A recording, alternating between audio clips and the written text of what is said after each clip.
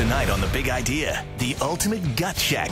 Entrepreneurs who battled through the worst of times. I was rolling coins to buy my groceries. Who faced crippling illness and unexpected death. You know, the first few months I gave up and didn't want to do much. Where did they get their strength when no one believed in them? I'm sitting here waiting to get welfare to take care of my baby, and it just wasn't what I expected my life to be like. It's the fighters who dug down and came back stronger than ever. You never know what's on the other side of hardship. Driven by $1 million idea. There isn't anything you can't do. Their stories, your American dream. Tonight on The Big Idea.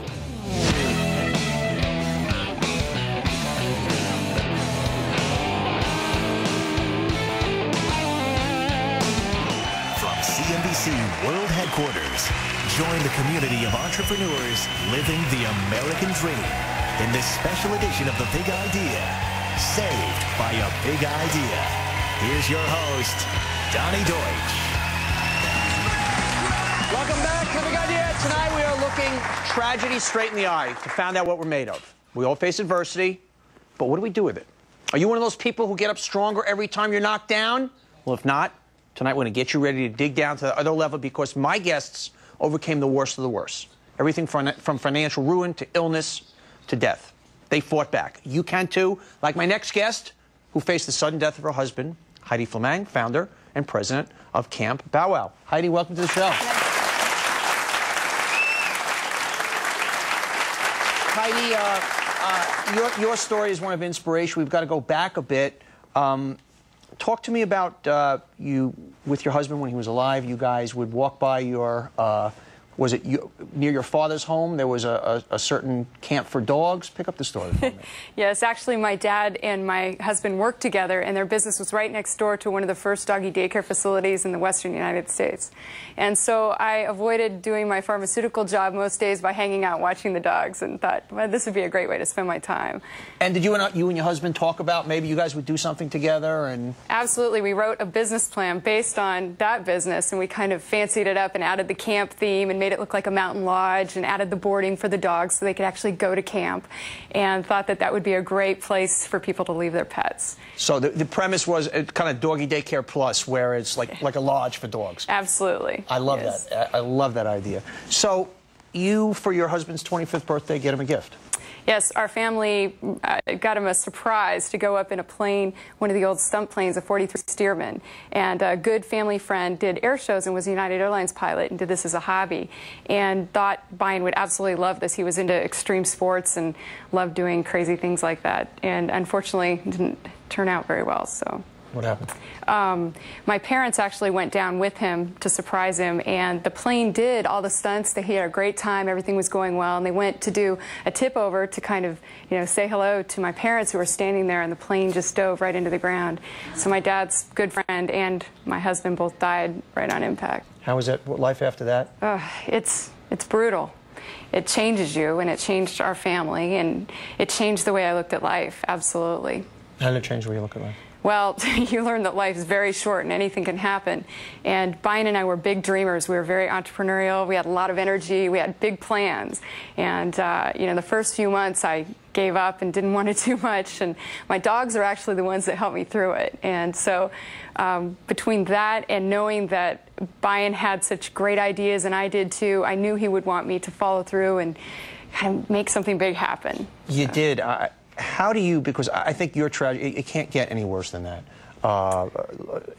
So there's obviously this financial ruin, but this is a whole other level. How do you not feel sorry for yourself? How do you not blame the big guy upstairs? What do you, because you can lose faith after that. You can, it become impossible to be inspired to do anything. So how did you not drown in that? Well, the dogs, I mean, it's easy to look at them and see them, you know, watching you like, hey, come on, you know, you still got life to live. Let's get up and play ball. And just my family and friends knew Brian and I were so energetic and had such big plans for our life and had so much energy that I really didn't want to let them down, and I didn't want Brian's death to be for nothing. So was it almost the opposite, where you kind of then said to yourself, you know what, on his behalf, because of him, because of our memory and what we used to talk about, that's that's what's going to drive me? Yes, absolutely. And then I received a pretty big financial settlement from the plane crash and managed to really screw that up over the next couple of years. And so I ended up with nothing. And part of the reason I started the business also was to make the money back. How much money did you get in the settlement? $1 million. $1 million? Yes. And how'd you go through that? It's a lot easier than you think.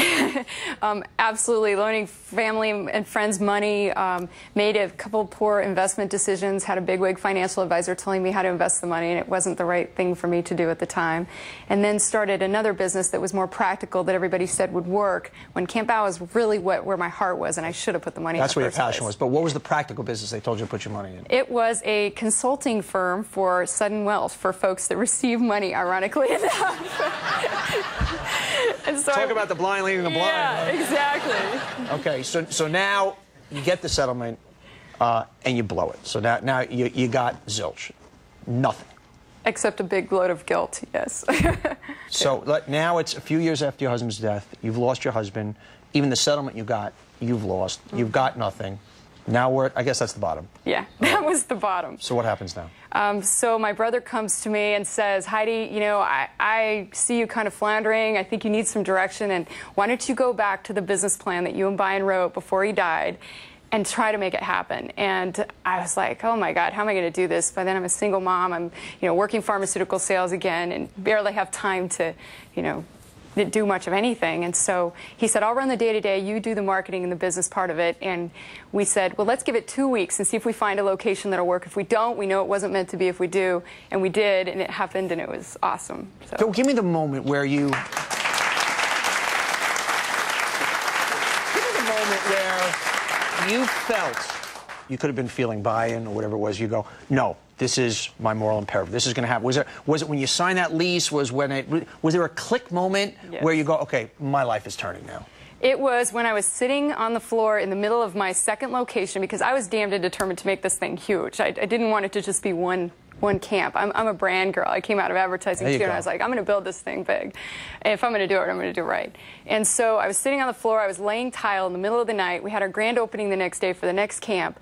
I had no money in the bank. The first camp wasn't even making money, and I had plowed everything back into the second one, maxed out every credit card.